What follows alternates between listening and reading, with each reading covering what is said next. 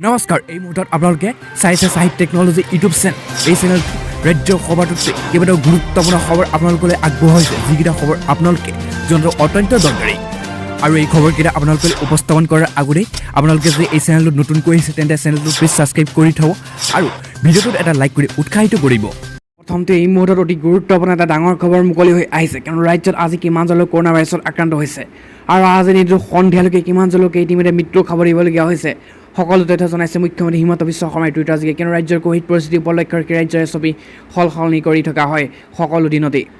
তাৰ লগতে কৈছে ৰাজ্যৰ কোভিডৰ পজিটিভিটি হাৰ আজিও 1% তলতে আছে আৰু অৱশ্যে আক্ৰান্ত লোকৰ সংখ্যা কালিৰ তুলনাত আজি কিছু বাঢ়িছে কিন্তু এইখিনিতে এটা কথা কৈছে যে বিগত 24 ঘণ্টাত ইতিমধ্যে ৰাজ্যত কৰোনা ভাইৰাছত আক্ৰান্ত হৈছে 1275 গৰাকী লোক আৰু আজি ৰাজ্যখনত মুঠতে ইতিমধ্যে 1,76,197টা কোভিড পৰীক্ষা সম্পন্ন কৰা হয় আৰু আজি দিনটোত ৰাজ্যখনত ইতিমধ্যে কোভিডত 19 গৰাকী লোকে প্ৰাণ হেৰুৱাইছে। কামৰূপ মেট্ৰত বিগত 24 ঘণ্টাত কোভিডত আক্ৰান্ত হৈছে 209 গৰাকী লোক আৰু এই সময়ছোৱাত ৰাজ্য সমগ্ৰ অসমতে কোভিডৰ পজিটিভিটি হাৰ হৈছে 0.72%। এইটো এটা বহুতেই ভাল কিয়নো 1%তকৈ বহু তলত নামি আহিছে আৰু এই সময়ছোৱাত সুস্থতাৰ হৈছে 96.88% আৰু ৰাজ্যখনৰ সামগ্ৰিক কোভিড পৰিস্থিতিৰ ওপৰত লক্ষ্য ৰাখি আজি জাৰি কৰিছে নতুন SOP। আজি সন্ধিয়াৰ পাছতো এই মুহূৰ্তত আজি দিনটোৰ সকলোতকৈ ডাঙৰ খবৰটো মুকলি হৈছে এটা ব্ৰেকিং নিউজ এই মুহূৰ্তত কিয়নো ইতিমধ্যে ৰাজ্য চৰকাৰে জাৰি কৰিলে অসমবাসী ৰাইজৰ বাবে জল্পনা কল্পনা অন্ত পেলাই বলবৎ কৰি দিলে এই SOPখন আৰু এই SOPত সালসলনি কৰিছে বহুতো নীতি নিৰ্দেশনা কিয়নো ৰাজ্যৰ SOPখন বলবৎ হোৱা নাছিল আজিৰ পৰা বলবৎ হৈ পৰিব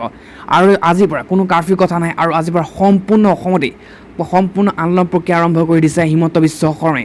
তাৰ লগতে আগতে সন্ধিয়া 6 বজাৰ পৰা দোকান বন্ধ কৰিছিল 7 বজাৰ পৰা কাৰ্ফিউ আৰম্ভ হৈছিল কিন্তু এতিয়া সেয়া নিয়ম নাথাকিব।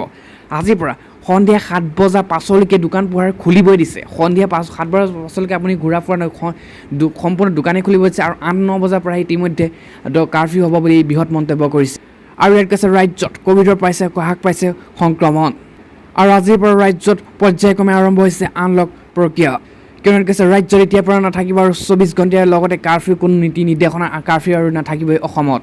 কিন্তু দুখন জিলা এক্সট্ৰাকৈ লৈছে, দুখন জিলাত নিৰ্দেশনাসমূহ বেলেগ হৈছে কিয়নো গোলাঘাট আৰু লখিমপুৰ জিলাত এই দুখন জিলাত দিনৰ 2 বজাৰ পৰা পুৱা 5 বজালৈকে সাইন ধন দিছে কিয়নো এই দুখন জিলা বাকী সম্পূৰ্ণ 31খন জিলালৈকে নাহিল এই দুখন জিলা আৰু এই দুখন জিলাত দিনৰ 2 বজাৰ পৰা সাইন ধন বলবৎ হ'ব আৰু এই দুখন জিলাত দিনৰ 1 বজালৈকে এতিয়াৰ পৰা খুলিব পাৰিব মাত্ৰ দোকানহে।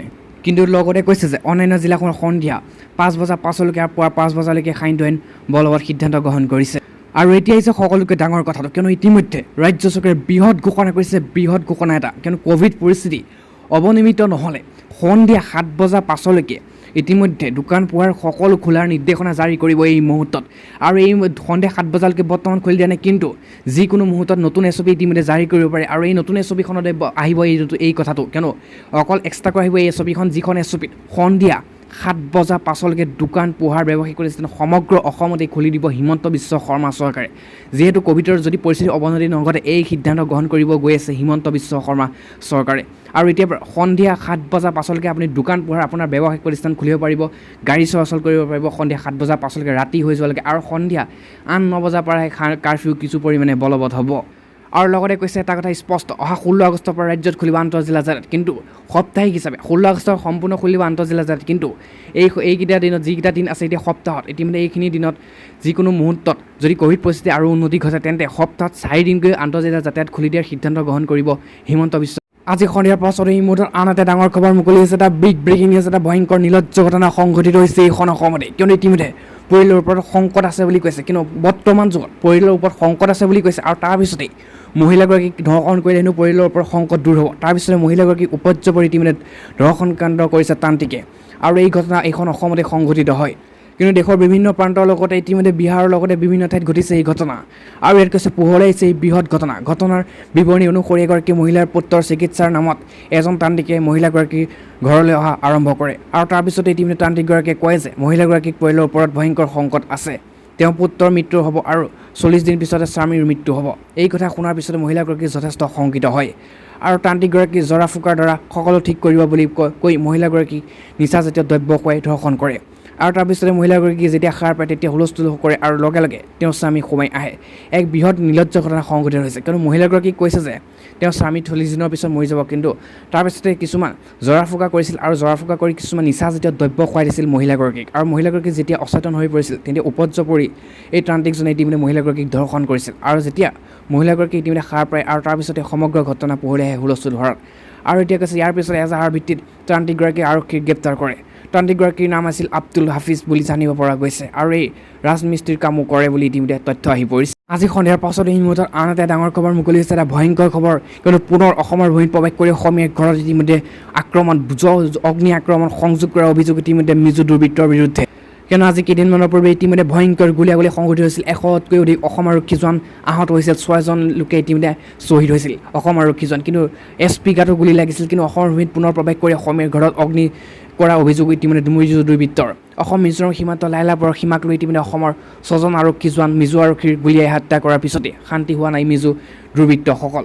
আৰু ইয়াত কৈছে সীমান্ত চলি থকা উত্তপ্ত পৰিস্থিতিৰ মাজতে পুনৰ অসমৰ ভূমিত প্ৰৱেশ কৰি মিজো দুৰ্বৃত্তৰ তাণ্ডৱ। সীমা আৰু কেন্দ্ৰীয় বাহিনীৰ পহৰা চলি থকাৰ সময়তে সোমবাৰে নিশা লাইলাপুৰত পুনৰ এঘৰ অসমীয়া ঘৰ ইতিমধ্যে জ্বলাই দিলে মিজোৰ দুৰ্বৃত্তই।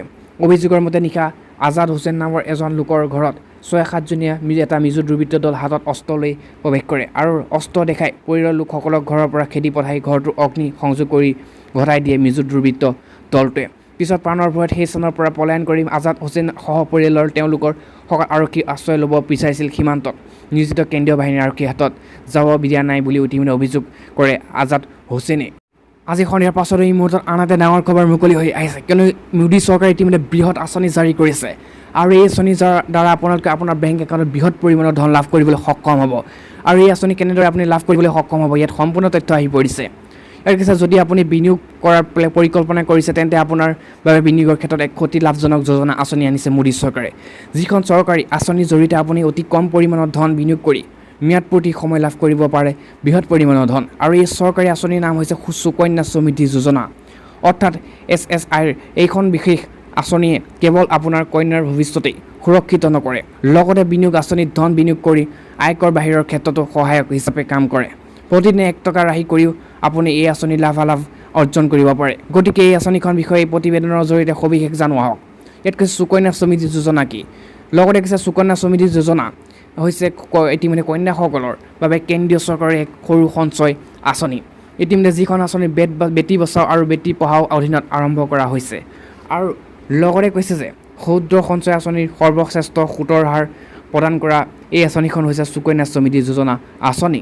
আৰু এই ইমান টকাৰে আৰম্ভ কৰিব পাৰিব আপুনি বিনিয়োগ। ইয়াত কৈছে মাত্ৰ আপুনি 250 টকা এটা আপুনি একাউণ্টত খুলিব পাৰিব, অৰ্থাৎ আপুনি প্ৰতিদিনে 1 টকা ৰাহি কৰিলেও আপুনি এই আঁচনিখন লাভ কৰিব পাৰে। এটা বিত্তীয় বৰ্ষত কমেও 250 টকা জমা কৰিব লাগিব। এটা বিত্তীয় বৰ্ষত এবাৰতে বা বহুবাৰ SSIৰ একাউণ্টত 1.5 লাখ টকা জমা কৰিব নোৱাৰি। কিন্তু এতিয়া আহিছে লাভালাভ, আৰু ইয়াত কৈছে যে বৰ্তমান আয়কৰ ৰেহাইৰ সৈতে হৈছে SSIত আৰু 7.6% হাৰত সুতৰ পৰিশোধ কৰা হয় আৰু পূৰ্বৰ 9.2%লৈ সুতৰ প্ৰদান কৰা হৈছিল। আৰু 8 বছৰ বয়সৰ পিছত কন্যাৰ উচ্চ শিক্ষাৰ ব্যয়ৰ বাবে এই আঁচনিৰ অধীনত 50%লৈ ধন উলিয়াব পাৰি আৰু মিচিটি লাভ কৰিব 15 লাখতকৈ অধিক। লগতে কৈছে ধৰি লওক আপুনি এই আঁচনিখনত প্ৰতিমাহে 3,000 টকা বিনিয়োগ কৰে, অৰ্থাৎ এবছৰত 37,000 টকা। আপুনি 14 বছৰ পিছত